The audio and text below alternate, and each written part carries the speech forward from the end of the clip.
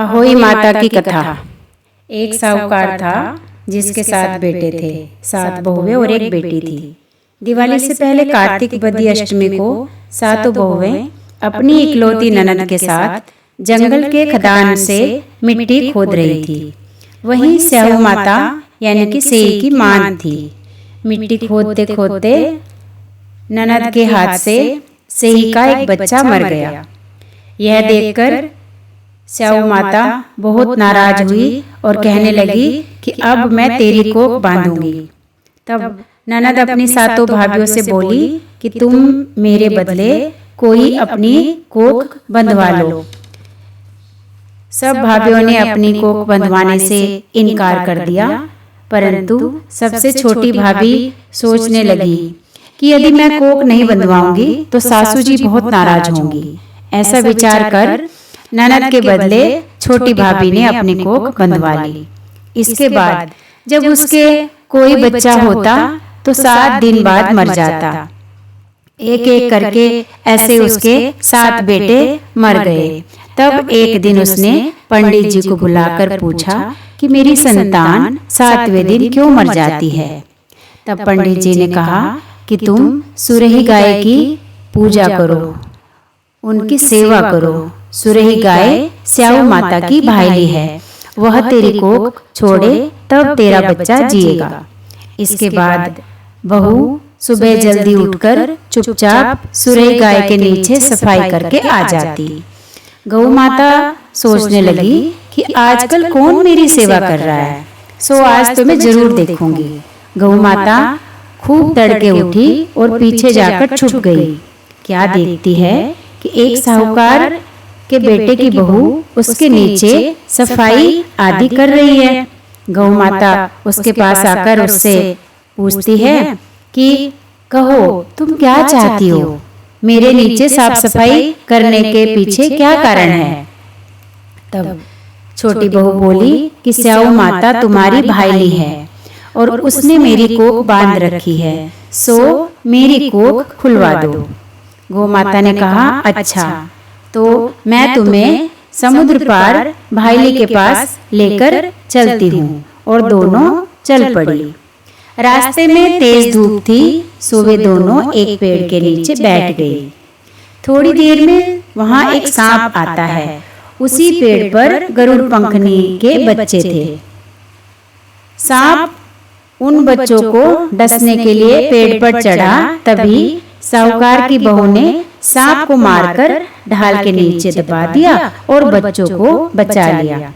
थोड़ी देर में जब गरुड़ पंखनी आई तो उसने वहां खून पड़ा देखा।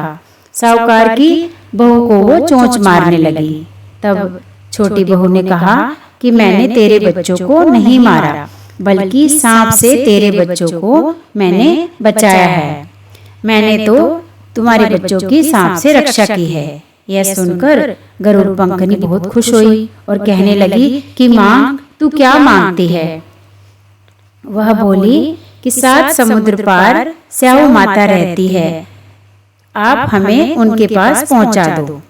तब गरुड़ पंखनी ने दोनों को अपनी पीठ पर बिठाया और स्याऊ माता के पास पहुंचा दिया। स्याऊ माता अपनी भाईली को देखकर बहुत खुश हुई, कहने लगी कि आ बहन आ, बहुत दिनों में आई। फिर कहने लगी कि बहन मेरे सिर में जूं पड़ गई है। तब सुरही के कहने पर छोटी बहू ने सलाई से उसकी जुएं निकाल दी। इस पर स्याऊ माता को बहुत अच्छा लगा और वो प्रसन्न होकर बोली कि तूने मेरे सिर में बहुत सलाई गिरी है, इसलिए तेरे 7 बेटे और 7 बहुएं होंगी।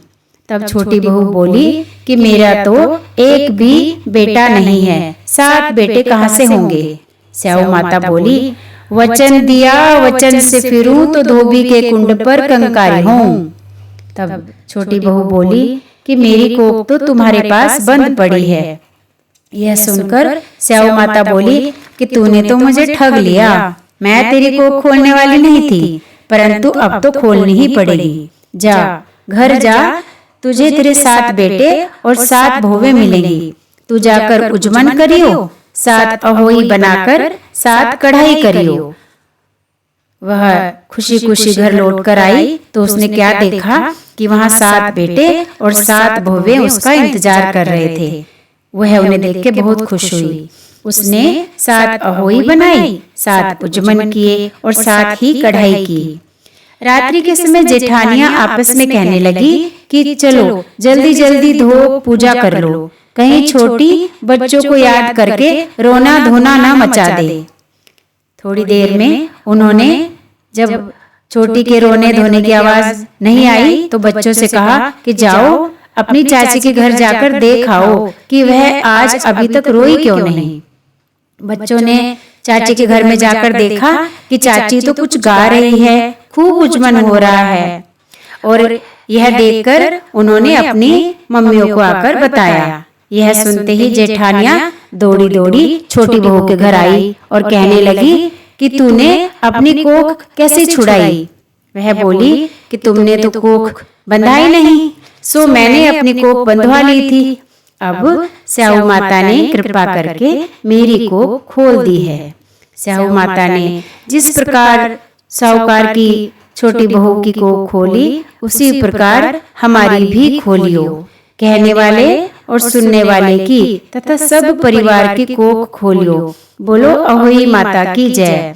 आप सबको मेरी तरफ से होई अष्टमी की शुभकामनाएं। माता रानी आपकी और आपके बच्चों की लंबी उम्र करे। अगर वीडियो पसंद आए तो इसे लाइक, सब्सक्राइब एंड शेयर करना ना भूलें।